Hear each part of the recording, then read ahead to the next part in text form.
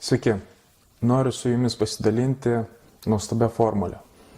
9 dienų programa, kaip prarasti savo moterį. Iš tikrųjų labai veiksminga. Ir kodėl? Pasakysiu neužilgo. Bet pirmiausia, suskirstykime gal tą 9 dienų programą būtent dienomis. Pradėkime nuo pirmadienio, o pirmadienis tai yra darbo diena. Todėl dirbkite.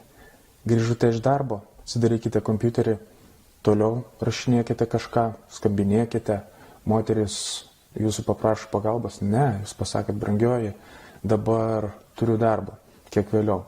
Tai dirbkite, neskirkite savo moteriai laiką. Labai puiku. Ir atsiminkite, tikrai vienas geriausių variantų yra dirbti namuose. Antradienis. Kalbėkite. Reiškia kalbėjimas į vienus vartus. Jūs apie savo problemas įsiliejate, apie draugus ir visiškai nesiklausot savo moteris. Kaip jis sekėsi darbe, kaip apskritai sekėsi gyvenime, kokios jos svajonės. Todėl kalbėkite. Trečiadienis. Nieko nedarykite fiziškai. Tiesiog pūkite daržovę. Jeigu paprašys jūsų pagalbos, virtuvėje, techninės kažkokios pagalbos. Ne, gulėkite tiesiog, geriausiai televizorių gal pamatykit. Taigi trečiadienį pūkite tiesiog daržovę. Ketvirtadienis flirtuokite. Tai aišku geriausia yra daryti, kai kartu einat su savo moterim. Pagirti kitą merginą, pakomentuoti jos kūną, šyptelti, matant jūsų moterį. Gal nėra tai tiek drąsu, be jos tai darykite. Labai geras variantas yra fantazuoti. Ir fantazuoti, kai esat su savo moterim, lovoje tuo pačiu metu. Flirtavimas ir fantazavimas gali kažkur kitur gal nuvesti. Tai iš tikrųjų, ketvirtadienį flirtuokite. Penktadienis nedarykite savaitgalių išskirtiniais. Tas pats televizorius, kompiuteris. Nešveskite laimėjimų savaitės, kad jūs prabuvote sunkiomis gan darbo dienomis, studijos ir panašiai. Nešveskite, padarykite tai tą pačią. Gal 5 dienų, žinokit, jums ir neužteko dabar, tai įtraukime dar kelias dienas. Šiaip sužinosite daugiau būdų, kaip prarasti savo moterį, užėję prašau sugrįžt.lt.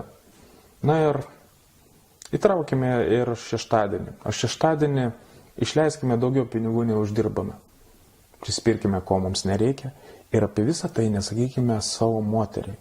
Tai garantuotai atskirs mus nuo jos. O sekmadienį negerbkime jos, kančia pagarba. Nešveskime mūsų gyvenimo laimėjimų, svarbių datų mums. Nepalepinkime savo moters, nepalepinkime abiejų. Taigi, nepagarba sekmadienį. Grįžtame vėl prie darbo dienos, pirmadienis. Pirmadienį mes negalvojam, nekalbam apie tai.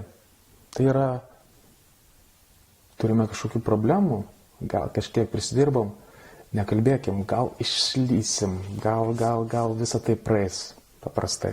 Nekomunikuokim, nekalbėkim apie savo gyvenimą. Bus geriau. Na ir galų gale antradienis. Tai labai puikiai suderinamas su trečiadieniu, kas buvo gulėjimas, nieko neveikimas, fiziškai gulėjimas kaip daržoviai. Tai yra draugavimas su technologija. Televizija, susirašinėkit su kuo nors, Facebookas, ilgi skambučiai su draugais. Draugaukit su technologija. Programa iš tikrųjų labai veiksminga. Gal 9 dienų jums neužteko. Man, pavyzdžiui, 9 dienų neužteko. Man prireikė maždaug 9 metų tam. Bet pavyzdys, kad iš tikrųjų ta programa veiksminga. Ką noriu jums patarti šiandien pat. Pasirinkite vieną iš dienų, vieną iš punktų ir darykite visą savaitę atvirkščiai, negu yra nurodyta patarime. O tada po savaitės grįžkite atgal, įjungite dar vieną punktą ir taip toliau. Supraskite, kad nuo to gali priklausyti jūsų santykių tęstinumas, jūsų laimė ir daugiau būdų, kaip išsaugoti savo moterį. Sužinosite užėję į prašau sugrįžk.lt. Iki.